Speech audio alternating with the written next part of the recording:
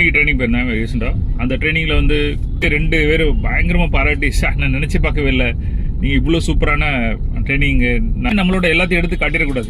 நான் அமைதியாக உட்காந்தேன். சரி, ஓகே, ஓனருக்கு ட்ரைனிங் பிடிக்கணுமா இல்லாட்ட வேலை பார்க்குறவனுக்கு ட்ரைனிங் பிடிக்கணுமா அப்படின்னு எப்பவும் வெட்டி பேச்சு பேசாதீங்க. எங்கே உங்கள் பேச்சு தேவைப்படாதோ அங்கே பேசாதீங்க. இது சரி, வெட்டி பேச்சு, வீண் பேச்சு, தேவையில்லாத பேச்சு நம்ம பேசவே கூடாது. நீங்கள் பேச ஸ்டார்ட் பண்ணிட்டீங்க அப்படின்னா ஒருத்தன் பேசக்கூடாது. பேசணும், எப்படி பேசணும், எவ்வளோ பேசணும், எப்போ பேசக்கூடாது. கல்யாணம் அப்படிங்கிறது ஒரு 1000 காலத்து பயில். இதில் விலகி வைக்கிறது பண்ணக்கூடாது. வெயிட் பண்ணுங்க அப்படின்னு.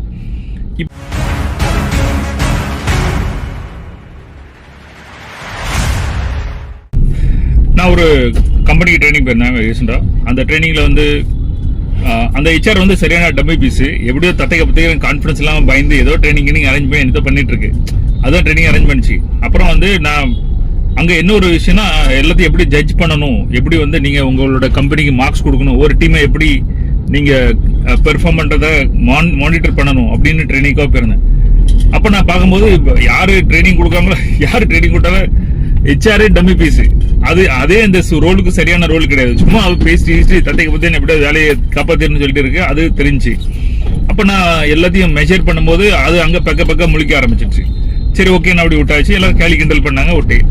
அப்போ கம்பெனி ஓனர் வந்து நெக்ஸ்ட் 2 பேர் பயங்கரமா பாராட்டி, நான் நினைச்சு பார்க்கவே இல்லை, நீங்க இவ்வளவு சூப்பரான ட்ரைனிங், நான் பேசவே இல்லை, எல்லாம் அவங்களே அனலைஸ் பண்ண ரொம்ப ரொம்ப ஹாப்பி ஆயிட்டாங்க. 1. 2வது, அது முடிஞ்ச உடனே எனக்கு வந்து எங்க கம்பெனி நான் எங்க ட்ரைனிங் போயிருந்தேன்னா அவன் எனக்கு பேமெண்ட் தரணும்ல. அவன் சொல்றான், ஹெச்ஆர் வந்து நீங்க ஹெச்ஆர்லாம் கிண்டல் பண்ணிருக்கீங்களா, அவங்க ட்ரைனிங் சரியில்லையா, அதனால ஹெச்ஆர் வந்து கோவப்பட்டாங்க, நீங்க அதுக்கு பதில் சொல்லுங்க, அப்புறம் உங்களுக்கு பேமெண்ட் தரும். ஏய், ஒரு நிமிஷம் பொறு. ஹெச்ஆர் வந்து ஓனர் வேலைக்கு வச்சிருக்காங்க. நீ ஓனர்கிட்ட கேளு. ஓனர் என்கிட்ட பேசுனது எல்லாமே ரெக்கார்டிங் இருக்கு. என் ட்ரைனிங் எப்படிப்பட்ட ட்ரைனிங், எவ்வளவு பெரிய விஷயத்த கொண்டு பண்ணிச்சு, மைண்ட் ப்ளோயிங் என்னவா சொன்னது என்கிட்ட இருக்கு. உனக்கு துட்டு தரது ஹெச்ஆர் துட்டு தரலாம் அல்லது ஓனர் துட்டு தருவானா, என்ன சொல்லு. நான் ஒரு விஷயம் பண்ணேன். அந்த மெயில் வந்தோடனே ரிப்ளை என்ன பண்ண தெரியுமா, ஓனர் வந்து இப்படிலாம் சொல்லியிருக்காங்க என் ட்ரைனிங்கை பார்த்து, நீ என்ன என் ட்ரைனிங்கை தப்புன்னு சொல்லுத அப்படின்னு சொன்னேன். 1. 2வது, அதை நான் அவன்கிட்ட சொல்லவே இல்லை. என்கிட்ட இப்படி ஒரு ரெக்கார்டிங் இருக்கு, அவங்க சொன்னதெல்லாம் நான் ரெக்கார்ட் பண்ணி வச்சிருக்கேன், எனக்கு ஃபீட்பேக் கொடுத்தாங்க அப்படின்னு நான் சொல்லவே இல்லை. நான் எப்ப இதை காட்டலான்னு தெரியுமா, அவன் தப்புன்னு சொல்லுவான் தெரியுமா. அப்படிலாம் என்ன, அப்படி அவங்க சொல்லவே இல்லையா, உங்க ஹெச்ஆர் உங்க ட்ரைனிங் சரியில்லைன்னு சொல்லாங்க, ஓனர் எப்படி சொல்லியிருப்பாரு அப்படின்னு ஏதாவது சொன்னாலும் வைங்களேன், அதுக்கப்புறம் அந்த ட்ரைனிங் காட்டுவேன். என்னைக்குனாலும் உடனே நம்மளோட எல்லாத்தையும் எடுத்து காட்டிடக்கூடாது. நான் அமைதியாக உட்காந்தேன். சரி, ஓகே. அதுக்கப்புறம் 1. 2வது, நான் அன்னைக்கு முடிவு பண்ணிட்டேன், இவன் வந்து நம்ம ட்ரைனிங் கொடுத்து வரோம், அப்புறம் நீ என்ன கம்ப்ளைண்ட் இருக்கு, அப்பதான் அவனை பேமெண்ட் தருவேன். டேய், அது ட்ரைனிங் போது முன்னாடி நான் இதெல்லாம் பண்ண முடியாது போடா, நீங்க வந்து கரெக்டா ஷெட்யூல் கொடுக்க மாட்டீங்க, எனக்கு அப்பாயின்மெண்ட் கொடுக்க மாட்டீங்க, எனக்கு டீட்டெயில் தர மாட்டீங்க, ஒன்ன மாதிரி ஆளுக்கெல்லாம் ட்ரைனிங் கிடையாது போடா அப்படின்னு சொல்லிட்டாங்க. அப்புறம் அவனோட மேனேஜர், அவனோட ஹெட் யாரும் ஃபோன் அடிச்சு, சார் அப்படிலாம் பண்ணாதீங்க, நீங்க பயங்கர எக்ஸ்பீரியன்ஸ், உங்களால தான் அந்த ட்ரைனிங் கொடுக்க முடியும், வேற யாரும் கொடுக்க முடியாது, ப்ளீஸ் எப்படி பண்ணிருங்க அப்படின்னு. இல்லப்பா, நான் வர மூடே இல்லை, நான் போற ஐடியாவே இல்லை அப்படின்னு. இல்லை சார், இப்படியே பண்ணுங்க, பார்த்து பண்ணுங்க சார், நீங்க உங்களை தவிர வேற யாரும் பண்ண முடியாது, சரிடா போ, பழிச்சு போ அப்படின்னு நான் ட்ரைனிங் போனேன்.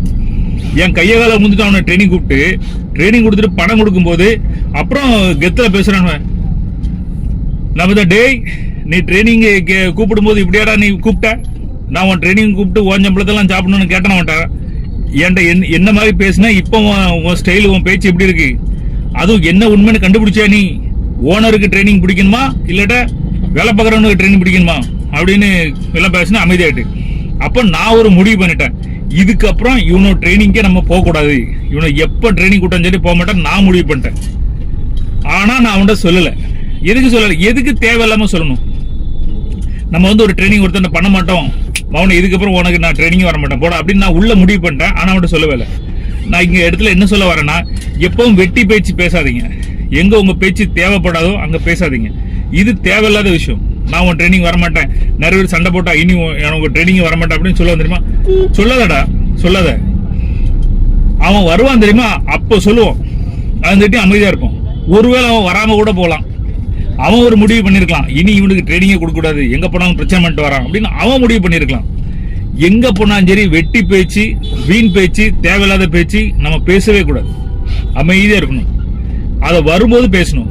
நான் 2 விஷயம் அமைதியா இருந்தேன். ஒன்னு வந்து என் ட்ரைனிங் சரியில்லைன்னு சொன்னானோல, அந்த ட்ரைனிங்ல எவ்வளவு சூப்பரா இருக்குன்னு எல்லாரும் சொன்ன ஃபீட்பேக் வந்தவன் அந்த HR வந்து அவ சரியா அவளால பண்ண முடியல, அவ கொஞ்சம் பயம். அப்போ அதனால அவ வந்து ட்ரைனிங் தப்புன்னு சொல்லிட்டாங்க அவங்க. ஒண்ணு நான் ஆனா செகண்ட் பிரம்மாஸ்திரம் பின்னாடி ஒன்று வச்சிருந்தேன், இது போட்டு அப்புறம் ரெண்டாவது ஒன்று வைக்கிறேன் அப்படின்னு. எனக்கு அந்த பிரம்மாஸ்திரம் யூஸ் பண்ணவே இல்லை, எனக்கு பேமெண்ட் கொடுத்துட்டாங்க. ரெண்டாவது வந்து இவனுக்கு இந்த கம்பெனிக்காரங்க நான் நீ ஃபியூச்சர்ல எப்பவுமே ட்ரைனிங் பண்ண மாட்டேன் அப்படின்னு நான் முடிவு பண்ணியிருந்தேன். ஆனா அவன்கிட்ட நான் சொல்லவே இல்லை. ஆனா அவன் இன்னைக்கு வரைக்கும் என்ன ட்ரைனிங் கூப்பிடவே இல்லை. அவனே முடிவுல இருக்கலாம் இல்லையா, எப்பா இவனை ட்ரைனிங்க கூப்பிடக்கூடாது, இவன் தரார் பண்ணும், அவன் முடிவுல இருக்கலாம். அவன் நம்மள கூப்பிடக்கூடாது முடிவுல இருக்கும்போது நம்ம ஏன் எக்ஸ்ட்ரா போய் வாயை திறப்பானே, நீ உங்கள்கிட்ட ட்ரைனிங் வர மாட்டேன், நீ ட்ரைனிங் வர்றது என்னடா, நான் உனக்கு கூப்பிட மாட்டேன்னு அவன் நினைச்சிட்டு இருக்கலாம். ஸோ எங்க எப்பப்போ வாயை திறக்கக்கூடாது, பேசக்கூடாது அப்படின்னு இருக்கு. எல்லா இடத்துலயும் தேவையில்லாம பேசக்கூடாது. எல்லா இடத்துலயும் நமக்கு 1க்கு 2 பேக்கப் இருக்கணும். இப்ப எவனா நம்மளை பத்தி தப்பா சொல்லுவான் அப்படின்னா நம்மகிட்ட ஃபுல் ரெக்கார்டிங் ஃபுல் விஷயங்களை வந்து அக்குவர் அணுவர் வைக்கணும். நீ உட்கார்ந்து பேச ஆரம்பிக்கும் போது, நீங்க பேச ஸ்டார்ட் பண்ணிட்டீங்க அப்படின்னா ஒருத்தன் பேசக்கூடாது. பேச ஆரம்பிச்சாச்சுன்னா அவனுக்கு பதில் இருக்கக்கூடாது, அப்பா இவன்கிட்ட போய் பேசக்கூடாது அப்படின்னு. அதுக்கு அமைதியா இருங்க, நல்லா அப்சர்வ் பண்ணுங்க. பார்த்துட்டே இருங்க, என்ன நடக்கு ஏது நடக்குன்னு எல்லாம் பார்த்துட்டுங்க. நேரம் வரும்போது பேசுங்க. நீங்க பேசும்போது அவ்வளவு உங்களுக்கு திரும்பி பார்க்கணும். நிறைய செலிபிரிட்டிஸ் இருக்காங்க, அவங்க பேச மாட்டாங்க. ஆனா அவங்க பேட்டி வந்துட்டு எல்லாரும் பார்ப்பாங்க. சிலவங்க எப்ப பார்த்தாலும் பேட்டி கொடுத்துட்டே இருப்பாங்க, அவனை யாரும் கண்டுக்க மாட்டாங்க. எக்ஸ்ட்ரா பேசும்போது நம்ம மதிப்பு குறைஞ்சிரும். அதே மாதிரி பாயிண்ட் டு பாயிண்ட் பேசணும், அமைதியா இருக்கணும். எந்த இடத்துல எந்த பாயிண்ட் தேவைப்படுதோ, பாயிண்ட் தேவைப்பட்டா மட்டும் பேசணும், பாயிண்ட் தேவையில்லைன்னா பேசக்கூடாது. ப்ராஸ்பெக்டிங்ல, நெட்வொர்க்கிங்ல, நம்ம கம்யூனிகேஷன்ல, சீனியர்கிட்ட பேசும்போது, ஏதாவது பிசினஸ் டீல் பண்ணும்போது தேவையில்லாத இன்ஃபர்மேஷன் கொடுக்க கூடாது. பின்னாடி 2 டீலிங் வச்சிருக்கணும். எப்ப தேவை அப்பதான் கொடுக்கணும். இப்ப பார்கெயின் பண்ணும்போது மொத்தமா நம்ம குறைச்சு கொடுத்துடக்கூடாது. முதல்ல கொஞ்சோண்டு குறைக்கணும், அப்புறம் குறைக்கணும். அப்ப நம்மகிட்ட கொஞ்சம் மிஞ்சும். நீங்க முதல்ல சட்டை பேண்ட் எல்லாத்தையும் கலத்தி கொடுத்துட்டீங்கன்னா ஒண்ணுமே இருக்காது, அப்ப டீல் நடக்காது. எங்க எம்எம்ஜில என்ன மேக்ஸிமம் படிச்சு என்ன கொடுப்பாங்கன்னா இதுதான் நாங்க படிச்சு கொடுக்கிறது. எங்க பேசணும், எப்படி பேசணும், எவ்வளவு பேசணும், எப்ப பேசக்கூடாது, இந்த கணக்கு தெரியணும். அப்போ உங்களை போற இடத்துல உங்களை மதிப்பாங்க. நீங்க பேசுறதுக்கு வேல்யூ இருக்கு. ஒரு டீல் பண்ணும்போது அது உங்களுக்கு லாபமா அமையதுக்கு முழு வாய்ப்பு இருக்கு. இதுல என்ன எடுத்துக்கிட்டீங்க, நீங்க எப்படிப்பட்ட டைப், இதெல்லாம் யோசித்து பேசுவீங்களா, இல்ல வளவளன்னு பேசுவீங்களா? இந்த மாதிரி எங்க என்ன பேசணும், எங்க பேசக்கூடாது, எவ்வளவு பேசணும், எதை பேசக்கூடாது. இதுக்கப்புறம் இதை கேட்கட்டும், அதுக்கப்புறம் பின்னாடி வைக்கிறேன், இதுக்கப்புறம் இதை சொல்லட்டும், அதுக்கப்புறம் பின்னாடி வைக்கிறேன் அப்படின்னு அந்த பாயிண்ட்ஸ்லாம் வச்சிருக்கீங்களா அப்படி பாருங்க. நமக்கு தெரிஞ்ச ஒரு ஸ்டூடெண்ட் இருந்து அவங்க லவ் மேரேஜ், அப்புறம் கொஞ்ச நாள் கழிச்சு பார்த்தா அவங்களுக்கு இன்னொருத்தவங்க ஒரு கனெக்ஷன். அப்போ நம்ம ஸ்டூடெண்ட்ஸ் சொன்னாங்க, இப்படி சார் இந்த மாதிரி ஆயிட்டு என்ன செய்யலாம் அப்படின்னா, ஒன்றும் பண்ணாதீங்க, அமைதியா இருங்க. கல்யாணம் அப்படிங்கிறது ஒரு 1000 காலத்து பயில். இதுல இந்த மாதிரி யார் மேலே லவ் ஆறுது, பாஸ் ஆறுது, அது இந்த காலத்துல சோசியல் மீடியா நம்ம பிஸி அது இது இருக்க காலத்துல யாரையாவது பிடிக்கும், இந்த மாதிரி ஒரு சின்ன இன்ஃபெக்ஷன் வருது, சரி, அதெல்லாம் நார்மலான விஷயம். ஆனா அதுக்காக நீங்க அவங்கள டைவர்ஸ் பண்றது, அவங்கள விலகி வைக்கிறது பண்ணக்கூடாது, வெயிட் பண்ணுங்க அப்படின்னு இப்படி ஒரு சூழ்நிலை. ஆனா அவங்க வந்து பயங்கரமா ஏறி பிரச்சனை பண்ணி தகராறு பண்ணி, அதாவது தப்பு பண்ணது காணாதுல இருந்து தகராறு வேற, நிறைய தகராறு. அப்போ நான் கொஞ்சம் வெயிட் பண்ணுங்க. ஏதாவது பிரச்சனை உண்டு இல்லைன்னு போச்சு அப்படின்னா, எங்க உங்களுக்கு இதுக்கப்புறம் நீங்க கூட வாழ மாட்டீங்க, இதுக்கு உங்களுக்கு எனக்கு பிரச்சனை முடிஞ்சிச்சு அப்படின்னு என்னைக்காவது நீங்க முடிவு பண்ணீங்கன்னா, அன்னைக்கு தான் நீங்க அவங்க அம்மா அப்பா பேரண்ட்ஸ் எல்லாத்துட்டும் இந்த விஷயத்த சொல்லணும். என்ன சொல்லணும், இவங்களுக்கு வந்து இவங்க ஆல்ரெடி வேற ஒரு அஃபேர்ல இருக்காங்க, இவங்களுக்கு நானும் வாழ்றது கஷ்டம் அப்படின்னு சொல்லணும். ஏன்னா அவங்க அம்மா அப்பாக்கு யாருக்கும் தெரியாது இவங்க இப்படி பண்ணிட்டு இந்த ஒரு அஃபேர்ல இருக்காங்க அப்படின்னு. அப்போ நம்ம அமைதியா இருக்கணும். நான் உங்கள்கிட்ட தெளிவா சொன்னேன், நீங்க எதுவுமே சொல்லக்கூடாது. நீங்க முடிவு பண்ணிட்டீங்க இதுக்கப்புறம் இவங்களுக்கு உங்களுக்கு வாழ்க்கை கிடையாதுன்னா அப்ப மட்டும் தான் பேசணும், அது மாதிரி பேசக்கூடாது அப்படின்னு. நிறைய பேருக்கு நான் ஏன் பேசுறேன், எதுக்கு பேசுறேன், எதை பேசணும், எதை பேசக்கூடாது இருக்காது. கோவத்துல, முட்டாத்தனத்துல, அறவேக்காடுங்க நிறைய பேர் என்ன பேசணும் தெரியாம நிறைய பேசணும். அப்படி இல்லாம நீங்க ஏன் பேசணும், எப்படி பேசணும், எப்ப பேசணும், எப்ப எதை பேசக்கூடாது, என்ன பாயிண்ட்ல எதை எடுத்து விடணும் அப்படின்னு இருக்கணும்.